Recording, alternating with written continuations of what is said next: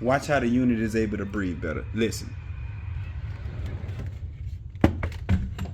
When your unit can be backed up or clogged from you not changing your filters, you can hear the return making this loud sucking in noise.